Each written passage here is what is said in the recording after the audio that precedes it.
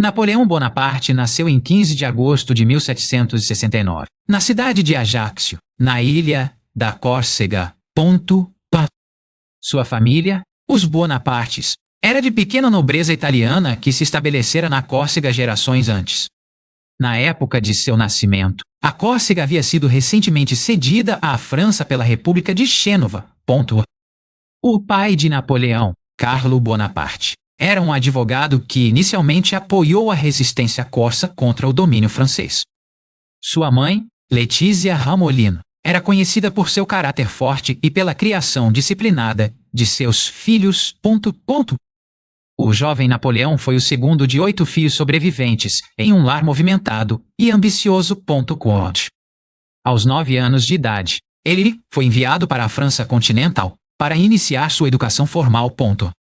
Ele frequentou primeiro uma escola religiosa em Autun para melhorar seu francês antes de ingressar em uma academia militar. Em 1779, foi admitido na escola militar em Brienne-le-Château, onde se destacou em matemática e geografia. Napoleão era frequentemente provocado por seus colegas de classe por seu sotaque corso e sua origem relativamente modesta. Ele se tornou um estudante solitário, passando grande parte de seu tempo livre lendo história e as obras de filósofos iluministas. Em 1784, foi selecionado para a prestigiosa École Militaire em Paris para se especializar em artilharia. Ele concluiu o curso de 2 anos em apenas 1 ano, demonstrando seu intelecto e ética de trabalho notáveis. Após a formatura, foi comissionado como segundo-tenente no regimento de artilharia La Fère. Enquanto estava estacionado em Valence, continuou a se educar, particularmente na história de grandes comandantes militares como Alexandre, o Grande. A eclosão da Revolução Francesa em 1789 apresentou novas oportunidades para o ambicioso jovem oficial. Napoleão inicialmente passou um tempo significativo na Córcega, envolvendo-se na complexa política local da ilha. Ele entrou em conflito com o líder patriota Corso Pasquale Paoli, que buscava a independência em vez da integração com a França.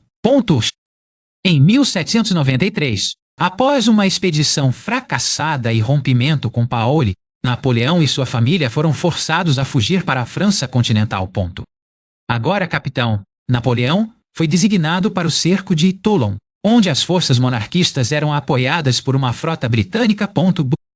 Ele elaborou um plano brilhante para capturar as colinas com vista para o porto, o que forçaria os navios britânicos a se retirarem.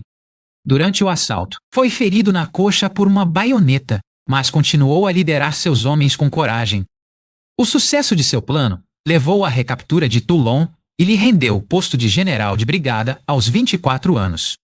Após a queda de Maximilien Robespierre, Napoleão foi brevemente preso devido às suas associações com os jacobinos. Ele acabou sendo libertado e viu-se em Paris, procurando uma nova missão em um clima político volátil. Em outubro de 1795, ele foi encarregado de defender a Convenção Nacional contra uma revolta monarquista em Paris. Ele usou famosamente uma rajada de metralha para dispersar a multidão, consolidando sua reputação como defensor da República. Esta vitória chamou a atenção de Paul Barras, um membro importante do novo governo do Diretório. Durante esse tempo, ele conheceu Josefina de Beauharnais, uma viúva socialmente proeminente que o cativou completamente. Eles se casaram em uma cerimônia civil em 9 de março de 1796. Poucos dias antes de ele partir para seu novo comando. Napoleão foi nomeado comandante do exército da Itália, que estava mal suprido e desmoralizado. Ele transformou essa força negligenciada por meio de liderança carismática e promessas de glória e riquezas. A primeira campanha italiana começou com uma série de vitórias rápidas contra os exércitos austríaco e sardo. Na Batalha de Lodi, Napoleão liderou pessoalmente uma carga através de uma ponte sob fogo pesado, ganhando o apelido de o Pequeno Cabo. Ele entrou em Milão como conquistador, estabelecendo várias repúblicas irmãs em todo o norte da Itália. Seu brilho estratégico foi demonstrado ainda mais na Batalha de Rivoli, onde derrotou decisivamente os austríacos. Napoleão também provou ser um diplomata astuto, negociando o Tratado de Campo Formio com a Áustria. Ele enviou vastas quantidades de arte e tesouros saqueados de volta a Paris, aumentando sua popularidade entre o público francês. Retornando a Paris como herói, começou a planejar uma expedição ao Egito para minar as rotas comerciais britânicas para a Índia. A expedição incluiu não apenas soldados, mas também um grupo de cientistas e estudiosos conhecidos como os savants. A frota francesa evadiu a marinha britânica e desembarcou no Egito em julho de 1798. Na Batalha das Pirâmides, os modernos quadrados de infantaria de Napoleão esmagaram a tradicional cavalaria mameluca. No entanto, o almirante britânico Rachel Nelson destruiu a frota francesa na Batalha do Nilo, deixando o exército isolado. Napoleão tentou expandir sua conquista para a Síria, mas foi repelido no cerco de Acre. Durante a campanha, a Pedra de Roseta foi descoberta, o que mais tarde provaria ser a chave para decifrar os hieróglifos. Ao saber da instabilidade política na França e da formação de uma segunda coalizão, Napoleão decidiu retornar para casa. Ele deixou seu exército no Egito e chegou à França em outubro de 1799, recebendo uma acolhida entusiástica do povo. Napoleão juntou-se a uma conspiração com Emmanuel Joseph Sieyès e outros para derrubar o falho diretório. O golpe de 18 de Brumário ocorreu em 9 e 10 de novembro de 1799, embora quase tenha fracassado na legislatura. O golpe teve sucesso e um novo governo chamado Consulado foi estabelecido com Napoleão como primeiro cônsul. Ele agiu rapidamente para consolidar seu poder, tornando-se o ditador efetivo da França aos 30 anos.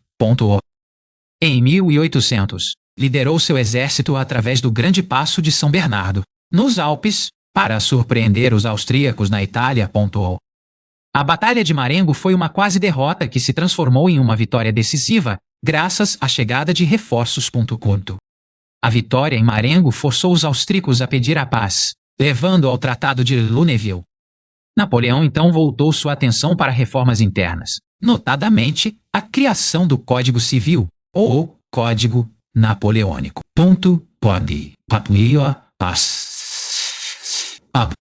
O código padronizou as leis em toda a França, enfatizando a igualdade perante a lei e os direitos de propriedade. Ele também estabeleceu o Banque de France para estabilizar a economia e a moeda do país.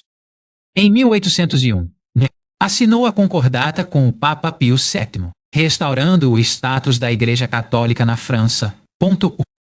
Napoleão vendeu o território da Louisiana aos Estados Unidos em 1803 para financiar suas futuras campanhas militares. Em 1802, foi declarado primeiro cônsul vitalício após um plebiscito nacional. Tramas internas contra sua vida, como a conspiração de Cadoudal, levaram-no a buscar um título hereditário mais estável. Em 2 de dezembro de 1804, Napoleão foi coroado imperador dos franceses em uma magnífica cerimônia na Catedral de Notre-Dame. Em um gesto ousado, ele pegou a coroa das mãos do Papa e a colocou em sua própria cabeça. Ele então coroou Josefina como imperatriz diante da nobreza reunida e de dignitários estrangeiros. A coroação marcou o início do Primeiro Império Francês e uma nova era da história europeia. Napoleão criou uma nova nobreza imperial, recompensando seus generais mais leais com títulos como Duque e Príncipe. E Príncipe. Os britânicos, cautelosos com a expansão francesa, formaram a terceira coalizão com a Áustria e a Rússia em 1805. Napoleão abandonou seus planos de invadir a Inglaterra e marchou com seu grande exército para o interior da Alemanha. Ele alcançou uma vitória estratégica espetacular na Batalha de Ulm, capturando todo um exército austríaco sem uma grande luta. No entanto, a frota francesa foi destruída por Nelson na Batalha de Trafalgar, garantindo a supremacia naval britânica. Sem se intimidar, Napoleão marchou para enfrentar as forças combinadas russa e austríaca na Morávia. Em 2 de dezembro de 1805, aniversário de sua coroação, ele travou a Batalha de Austerlitz. Austerlitz é considerada sua maior obra-prima tática, onde ele atraiu os aliados para uma armadilha. A vitória forçou a Áustria a assinar o Tratado de Pressburg e levou à dissolução do Sacro Império Romano Germânico. Napoleão estabeleceu a Confederação do Reno, um grupo de estados alemães, sob sua proteção. A Prússia, alarmada pela influência francesa na Alemanha, juntou-se à Quarta Coalizão em 1806. Napoleão esmagou o exército prussiano nas batalhas gêmeas de Jena e Auerstedt em um único dia. Ele entrou em Berlim em triunfo, marchando com suas tropas pelo portão de Brandemburgo. De Berlim, ele emitiu o Decreto de Berlim, iniciando o bloqueio continental para bloquear o comércio britânico.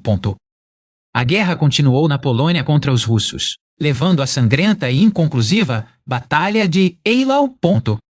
Em junho de 1807, Napoleão obteve uma vitória decisiva sobre os russos na Batalha de Friedland. O tsar Alexandre I encontrou-se com Napoleão em uma balsa no meio do rio Niemen para negociar a paz. Os tratados de Tilsit dividiram a Europa em esferas de influência francesa e russa. A Prússia foi destituída de metade de seu território, que foi usado para criar o Ducado de Varsóvia e o Reino de Westfália. No auge de seu poder, Napoleão controlava ou influenciava quase todo o continente europeu. No entanto, o bloqueio continental revelou-se difícil de aplicar e causou dificuldades econômicas para muitos. Em 1807, ele enviou tropas para ocupar Portugal para fechar seus portos aos navios britânicos. Ele então se voltou contra sua aliada Espanha, forçando o rei a abdicar e colocando seu irmão José Bonaparte no trono. O povo espanhol levantou-se em uma feroz guerra de guerrilha contra a ocupação francesa. A guerra peninsular tornou-se uma úlcera sangrenta que drenou recursos e mão de obra franceses por anos. A Grã-Bretanha enviou um exército liderado por Sir Arthur Wellesley, o futuro Duque de Wellington, para apoiar espanhóis e portugueses. Em 1809, a Áustria declarou guerra novamente, formando a Quinta Coalizão enquanto Napoleão estava ocupado na Espanha. Napoleão correu de volta ao Danúbio e travou a Batalha de Aspern-Essling em grande escala, sua primeira grande derrota em uma década. Ele acabou derrotando os austríacos na Batalha de Wagram, a maior batalha da história até aquele momento. A Áustria foi forçada a assinar o Tratado de Schönbrunn, perdendo ainda mais território e tornando-se aliada da França. Napoleão divorciou-se de Josefina em 1810 porque ela não havia gerado um herdeiro ao trono. Ele então se casou com a arquiduquesa Maria Luísa da Áustria para solidificar sua aliança com os Habsburgos. Em 1811, Maria Luísa deu à luz um filho, Napoleão II, que recebeu o título de rei de Roma. As relações com a Rússia deterioraram-se à medida que o Dolce descontente com o bloqueio continental e o Ducado de Varsóvia. Em 1812, Napoleão reuniu o maior exército já visto, o grande exército de mais de 600 mil homens, para invadir a Rússia. O exército russo recuou profundamente em seu território, usando táticas de terra arrasada para negar suprimentos aos franceses. Os dois exércitos finalmente se encontraram na Batalha de Borodino, um conflito brutal e sangrento nos arredores de Moscou. Napoleão entrou em Moscou em setembro, mas a cidade estava amplamente deserta e logo foi engolida pelas chamas. Ele esperou nas ruínas de Moscou por 5 semanas, esperando que o tsar pedisse a paz, mas nenhuma oferta veio. Com o inverno se aproximando e os suprimentos acabando, ele ordenou a longa retirada de Moscou. O inverno russo chegou cedo e com extrema severidade, devastando o exército em retirada. O grande exército era constantemente fustigado por cossacos russos e tropas regulares. Quando o exército chegou ao rio Berezina, estava reduzido a uma fração de seu tamanho original. Napoleão deixou seu exército em dezembro para retornar a Paris e levantar uma nova força para defender seu império. O desastre russo encorajou seus inimigos a formar a Sexta Coalizão, incluindo Prússia, Áustria e Suécia. Napoleão conseguiu levantar um novo exército e obteve várias outras vitórias na Alemanha, mas suas forças eram jovens e inexperientes. A decisiva Batalha de Leipzig, conhecida como a Batalha das Nações, ocorreu em outubro de 1813. Os franceses foram derrotados e forçados a recuar através do Reno para a França. No início de 1814, os aliados invadiram a França de várias direções. Napoleão travou uma brilhante campanha defensiva, obtendo várias pequenas vitórias contra números superiores. No entanto, seus marechais e o povo francês estavam exaustos por anos de guerra constante. Paris foi capturada pelos aliados em 31 de março de 1814. Napoleão foi forçado a abdicar incondicionalmente em 6 de abril de 1814, no Palácio de Fontainebleau. Ele se despediu em lágrimas de sua velha guarda no pátio do palácio. O Tratado de Fontainebleau exilou na pequena ilha mediterrânea de Elba.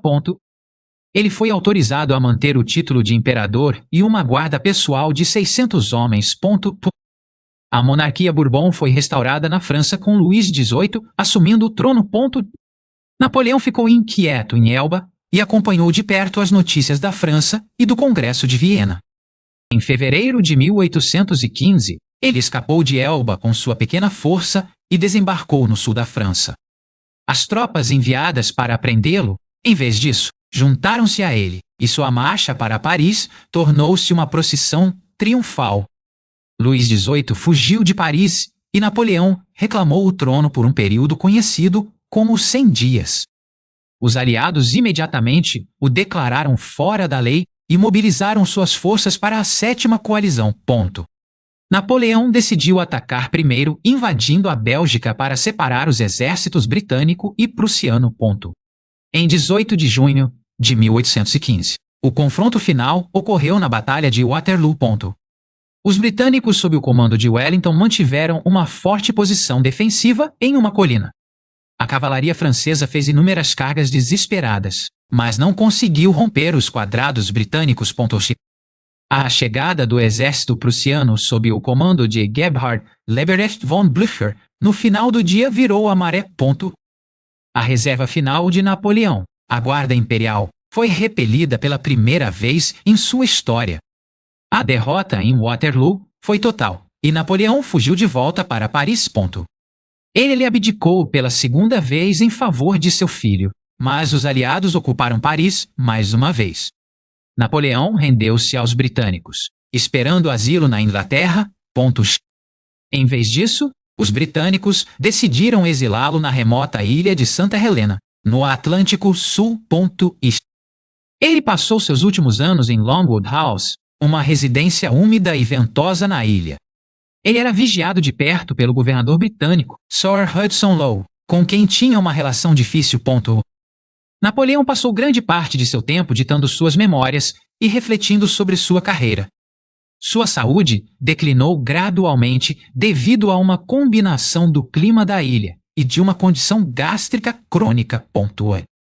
Napoleão Bonaparte morreu em 5 de maio de 1821, aos 51 anos de idade.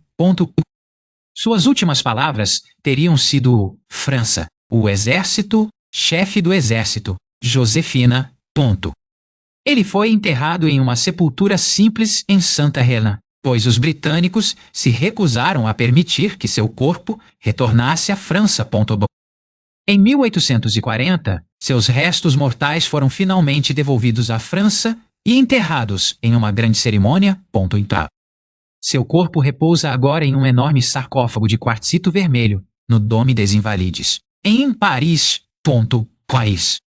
O legado de Napoleão é complexo, sendo visto tanto como um grande reformador, quanto como um conquistador sedento de poder.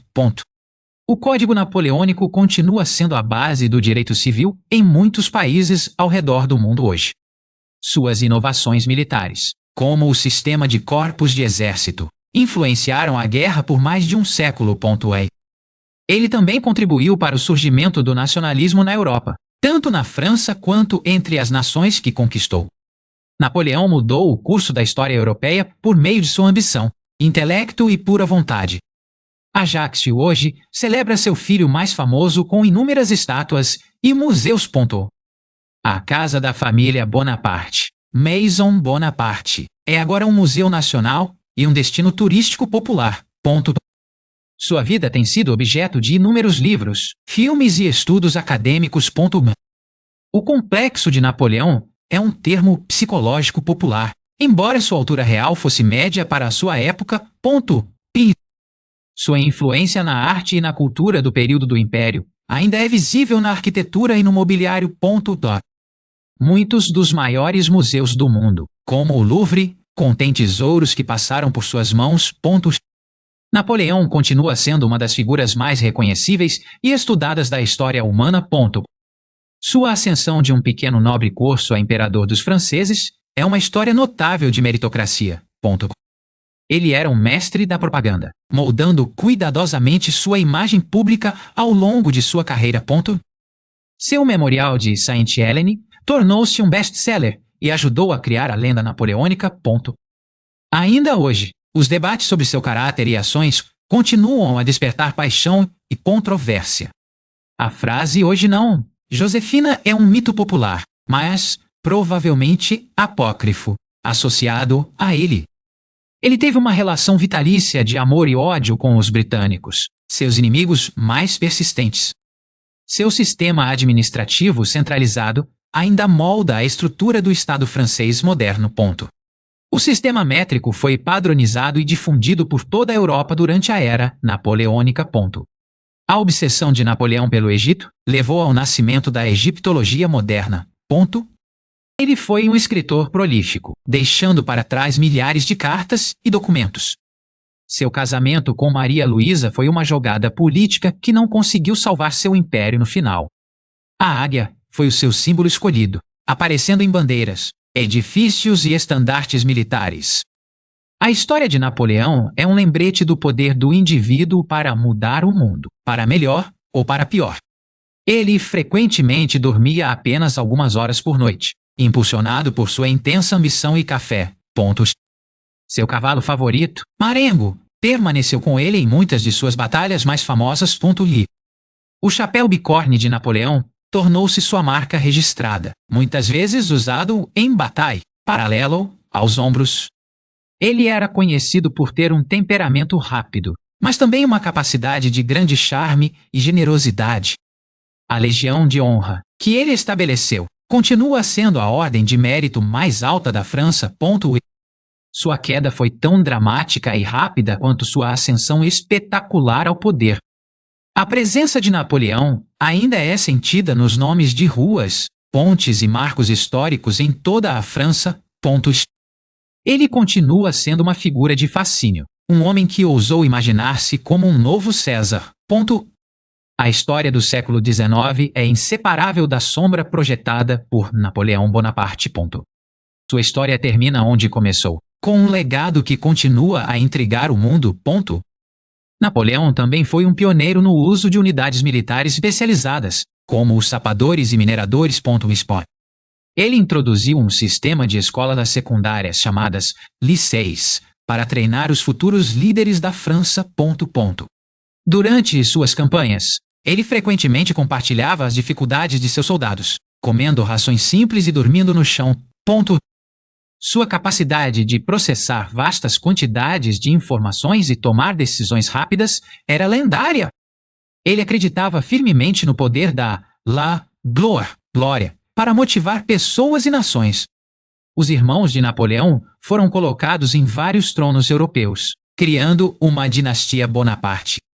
Ele tinha uma relação complexa com a imprensa, frequentemente censurando jornais críticos enquanto promovia sua própria narrativa.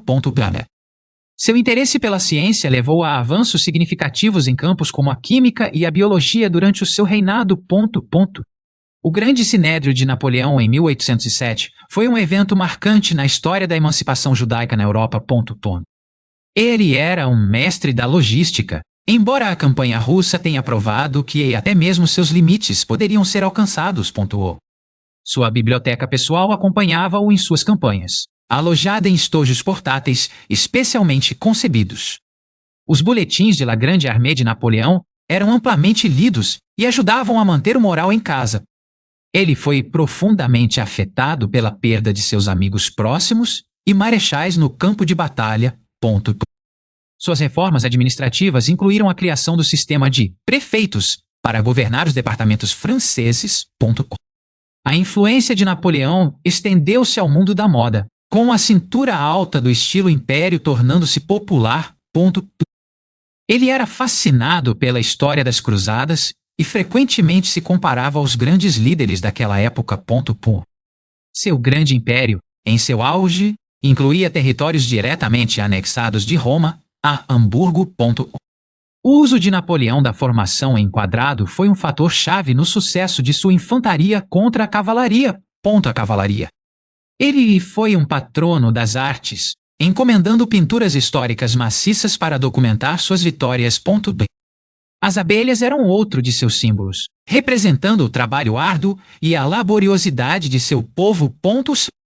O bloqueio continental de Napoleão foi também uma forma de guerra econômica contra a Revolução Industrial Britânica. Ele tinha um forte interesse pela agricultura e incentivou o plantio de novas culturas como a beterraba sacarina.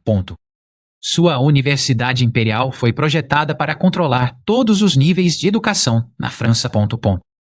A guarda pessoal de Napoleão, os chasseurs à cheval, era sua unidade de cavalaria de elite e de maior confiança. Ele era conhecido por sair ocasionalmente disfarçado para ouvir o que as pessoas comuns diziam sobre ele. Seu Hotel dos Invalides foi ampliado para oferecer melhor atendimento aos muitos veteranos de suas guerras. O impacto de Napoleão nos estados alemães ajudou a abrir caminho para a posterior unificação alemã. Ele era um mestre em usar o terreno a seu favor, muitas vezes escolhendo ele mesmo o campo de batalha. Seu grande exército era uma força multinacional, incluindo soldados de toda a Europa. O Código de Instrução Criminal de Napoleão, em 1808, padronizou os procedimentos legais em casos criminais. Ele era um trabalhador incansável, muitas vezes começando o dia ao amanhecer e trabalhando até tarde da noite. Sua Garde Imperiale era frequentemente mantida na reserva e só enviada no momento mais crítico de uma batalha. O bloqueio continental de Napoleão levou ao surgimento de produtos alternativos, como a chicória em vez do café. Ele tinha uma ótima memória para rostos e nomes, o que o ajudava a construir lealdade entre suas tropas. Seu arco de triunfo do Carrousel foi construído para celebrar suas vitórias de 1805. A campanha italiana de Napoleão de 1796-1797 ainda é estudada em academias militares por sua manobra brilhante. Ele era um estudante do iluminismo, mas o seu governo também foi caracterizado por uma forte autoridade central. Sua Ordem da Coroa de Ferro foi estabelecida por seu serviço ao Reino da Itália. A expedição ao Egito de Napoleão foi também uma tentativa de desafiar a dominância naval britânica no Mediterrâneo. Ele era um homem do povo que se tornou o imperador, um paradoxo que definiu toda a sua vida. Sua coluna do Grande Exército em Boulogne-sur-Mer foi construída para comemorar a invasão planejada da Inglaterra. O Tratado de Amiens de Napoleão, em 1802, proporcionou um breve ano de paz na Europa. Ele era um amante da música, particularmente da ópera italiana, que frequentava frequentemente em Paris. Seu decreto imperial de 1810 organizou a Ordem dos Advogados e a profissão de advogado na França. A marcha sobre Moscou de Napoleão foi o começo do fim para o seu sonho de uma Europa unida sob o domínio francês. Ele foi um homem que viveu para a glória e, ao fazê-lo, deixou uma marca indelével no mundo. O Código de Processo Civil de Napoleão, de 1806, refinou ainda mais o sistema legal que ele havia criado. Ele era um visionário que via o potencial para uma moeda e um sistema jurídico europeus unificados. Sua guarda imperial eram os resmungões que se queixavam, mas permaneciam ferozmente leais a ele. A Batalha dos Três Imperadores de Napoleão em Austerlitz é um exemplo clássico de derrota de uma força maior. Ele era um homem de foco intenso, capaz de ignorar distrações e concentrar-se na tarefa em mãos. Seu Conselho de Estado era o órgão fundamental para a elaboração das leis e regulamentos do seu império. O bloqueio continental de Napoleão levou à ascensão do porto de Antuérpia como um importante centro do comércio francês. Ele era um homem que compreendia a importância dos símbolos e usava-os para reforçar o seu poder. Seu tratado de Tilsit com a Rússia foi assinado em uma balsa para evitar quaisquer questões de precedência diplomática. A invasão da Espanha por Napoleão foi um erro estratégico, que ele admitiu mais tarde ter sido um grande equívoco. Ele era um homem que inspirava tanto um amor profundo como um ódio intenso naqueles que o conheciam. Sua Academia Imperial de Música ajudou a preservar e promover as tradições musicais da França. A Batalha de Borodino de Napoleão foi o dia de combate mais mortal das guerras napoleônicas. Ele era um homem que acreditava no seu próprio destino, falando frequentemente da sua estrela. Seu Código de Comércio de 1807 padronizou as leis comerciais e de negócios em todo o seu império. A Marcha de Elba de Napoleão é uma das apostas políticas mais ousadas e bem-sucedidas da história. Ele era um homem que estava sempre em movimento, viajando milhares de quilômetros pela Europa durante o seu reinado. Sua guarda imperial era frequentemente a última a deixar o campo de batalha, fornecendo uma retaguarda para o exército em retirada. A Batalha de Waterloo de Napoleão marcou o fim de uma era e o início de uma nova para a Europa. Ele foi um homem que foi simultaneamente um produto da Revolução e o seu derradeiro conquistador. Suas memórias de Santa Helena forneceram o seu lado da história a um mundo que ainda estava fascinado por ele. O regresso de Santa Helena de Napoleão, em 1840, foi um momento de reconciliação nacional para a França. Ele foi um homem que ousou sonhar com um mundo diferente e, bom castigo, prebabo, simples, abel safal, tapou sangria, dedo de chefe, por um curto período de tempo, tornou-o realidade. Sua lenda napoleônica continua a influenciar a política e a identidade francesas até aos dias de hoje.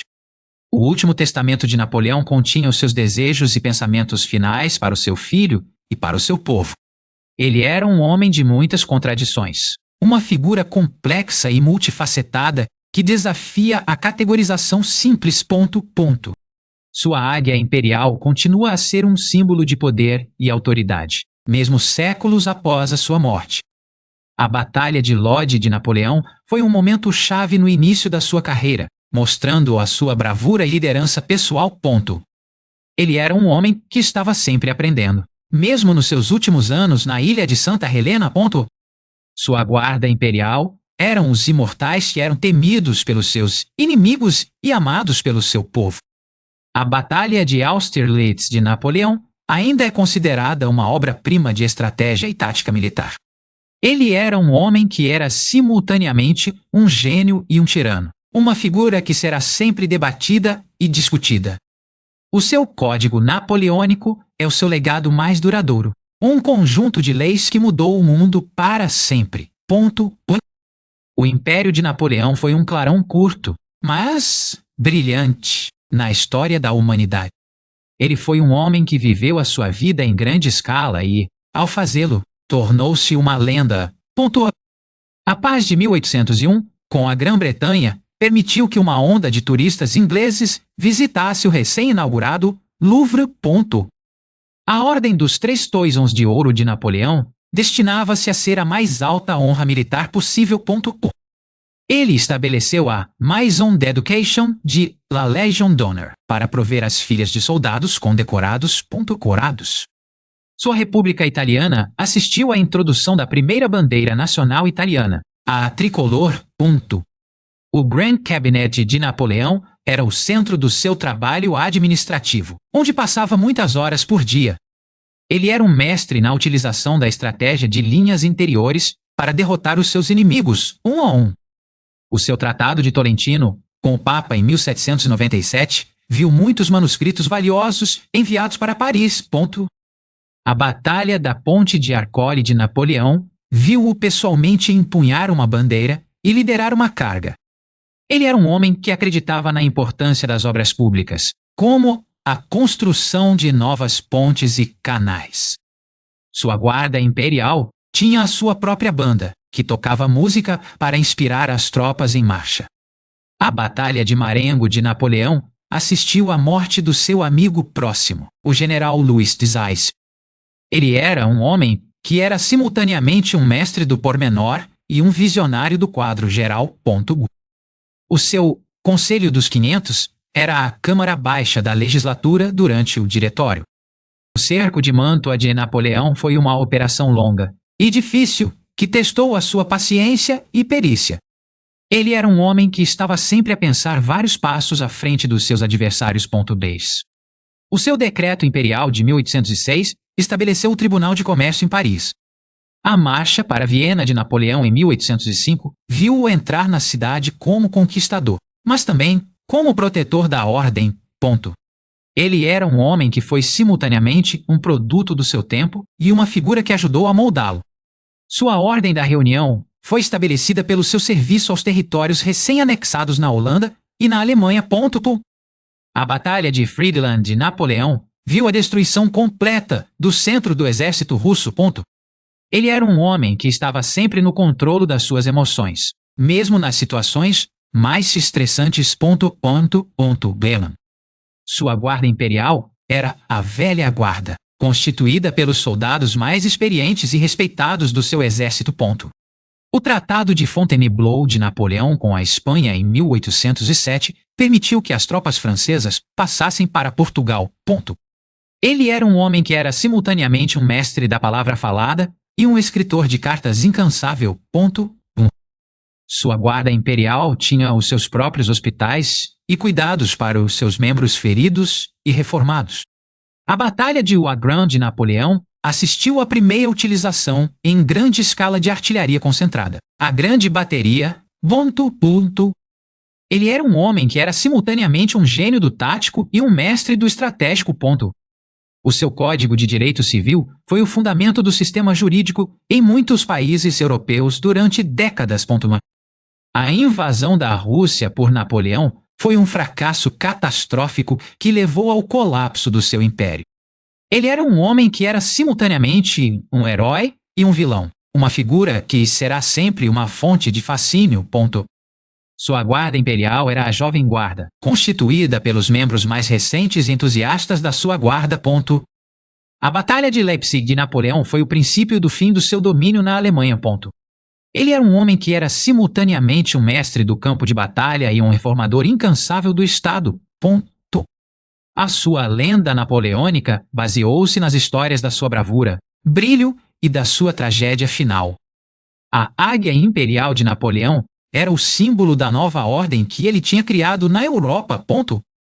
Ele era um homem que viveu a sua vida com um sentido de propósito e um desejo de grandeza.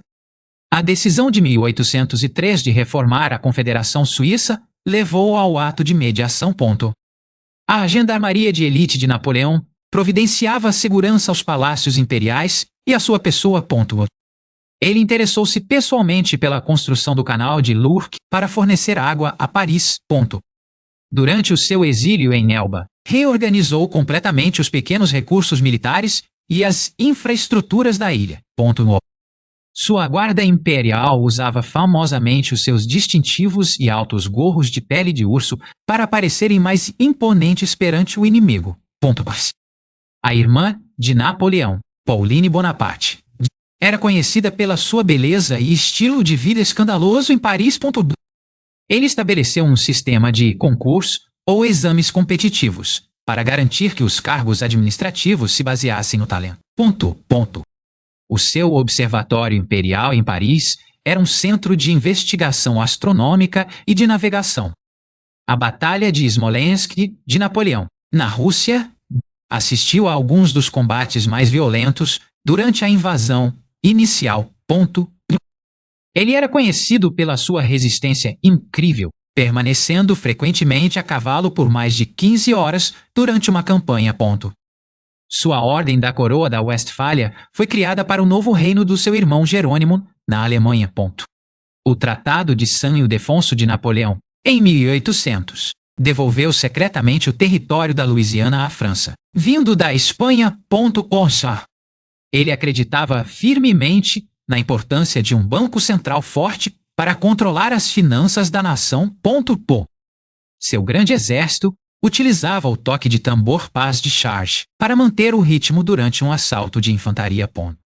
A Batalha de Bautzen de Napoleão em 1813 foi uma vitória arduamente conquistada, que não conseguiu ser decisiva devido à falta de cavalaria. Ele era um homem que valorizava a lealdade acima de quase tudo o resto, mas era frequentemente desiludido pelos seus subordinados. Sua guarda imperial tinha suas próprias unidades de artilharia de elite, conhecidas como as Filhas do Imperador. A invasão de Portugal por Napoleão em 1807 levou à fuga da família real portuguesa para o Brasil. Ele era um homem que compreendia o poder de um gesto simples, como dar o seu próprio casaco a um soldado ferido. Sua Universidade Imperial estabeleceu um currículo padronizado para todas as escolas em todo o Império Francês. A Batalha de Dresden de Napoleão em 1813 foi a sua última grande vitória em solo alemão. Ele era um homem que estava sempre à procura de novas formas de melhorar a eficiência do seu governo. Sua guarda imperial eram os resmungões, conhecidos pela sua perspicácia seca e pela sua capacidade de suportar qualquer adversidade. O bloqueio continental de Napoleão acabou por ser minado pelo contrabando generalizado de mercadorias britânicas. Ele era um homem que era simultaneamente um mestre do pormenor e um visionário do quadro geral, uma rara combinação de competências. O seu Código Napoleônico foi a mais importante e duradoura de todas as suas reformas, um conjunto de leis que mudou o mundo. O Império de Napoleão foi um período curto, mas brilhante, da história que continua a fascinar e a inspirar. Ele foi um homem que viveu a sua vida com um sentido de propósito e o desejo de deixar uma marca duradoura no mundo. A criação da Garde de Paris em 1804 providenciou uma força policial dedicada à capital. A Ordem das Duas Sicílias de Napoleão foi fundada quando seu irmão José se tornou rei de Nápoles. Ele ordenou a construção da Coluna Vendôme em Paris, feita a partir dos canhões derretidos de Austerlitz. Durante os seus últimos anos, a saúde de Napoleão foi monitorizada por vários médicos, incluindo o irlandês Barry O'Meara. Sua guarda imperial recusou-se famosamente a render-se em Waterloo, mesmo quando cercada e subjugada. O irmão de Napoleão, Lucien Bonaparte, desempenhou um papel crucial no golpe que o levou ao poder em 1799. Ele estabeleceu um sistema de prefeituras para garantir que todas as partes da França fossem governadas segundo as mesmas regras. O seu palácio imperial em Saint-Cloud era a sua residência favorita, onde passou muitos dias felizes com a sua família. A Batalha de Hanau de Napoleão, em 1813, viu-o romper uma força de bloqueio para alcançar a segurança do Reno.